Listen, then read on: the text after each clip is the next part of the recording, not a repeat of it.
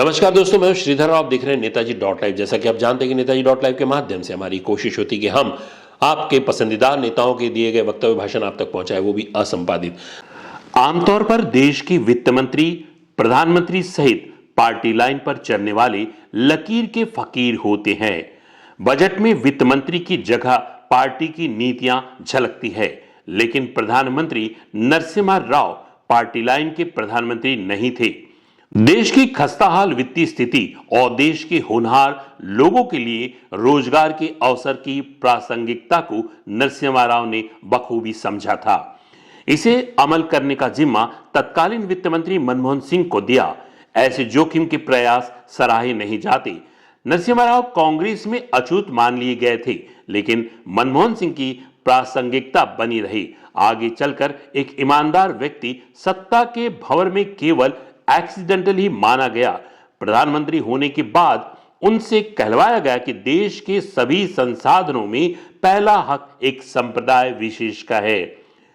सफल वित्त मंत्री सफल प्रधानमंत्री नहीं रहे। इस कारण मनमोहन सिंह का मूल्यांकन प्रधानमंत्री की तुलना में वित्त मंत्री के रूप में करना ज्यादा बेहतर है।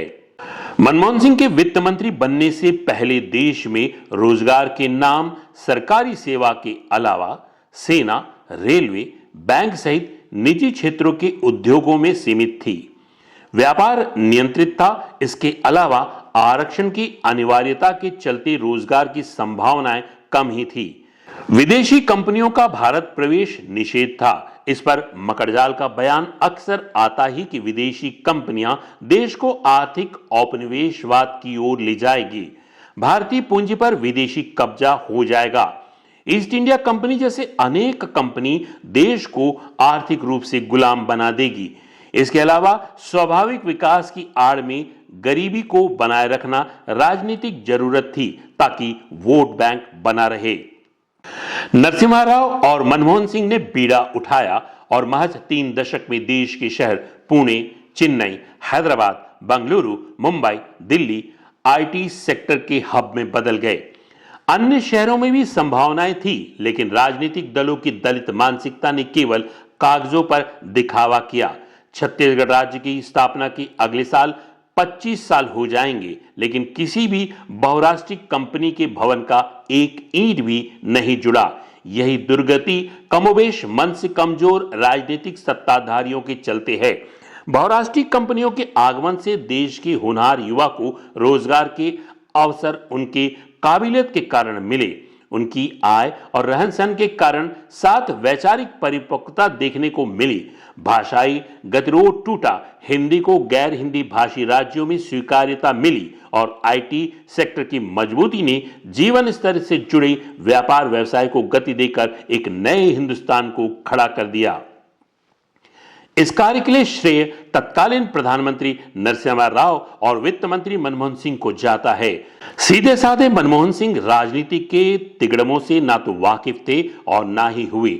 बाद में 10 साल तक प्रधानमंत्री रहे, लेकिन उन्हें देश एक ऐसे वित्त मंत्री के रूप में हमेशा याद रखेगा जिन्होंने बुद्धि की सर्वश्रेष्ठता को जगह दी और मूल्यांकन किया और परिणति भी दी।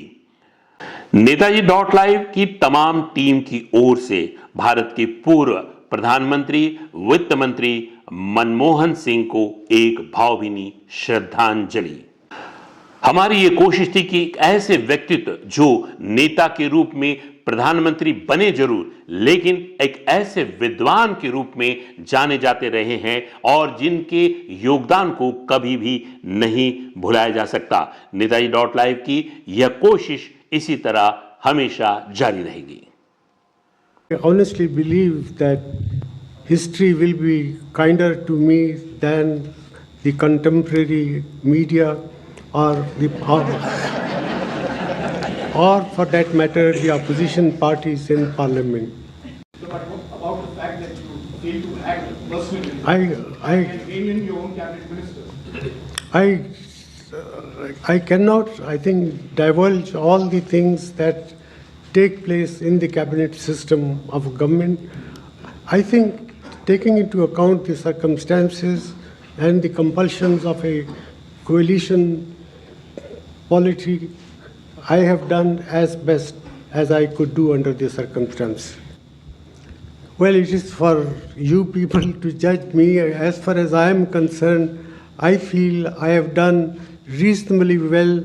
The growth process that we sustained in the last 10 years, despite the global financial crisis, despite the Eurozone crisis, and considering also what is happening in other emerging countries like Brazil, like South Africa, like Indonesia, I don't think ours is a story which can be described as non-successful or eventful. हमारे इस channel में बने रहने के लिए हमारे इस channel को लाइक करें, शेयर करें, सब्सक्राइब करें। नमस्कार। नेताजी .live के प्रायोजक हैं Satyadeep diagnostic and clinic, Supela, Bhilai.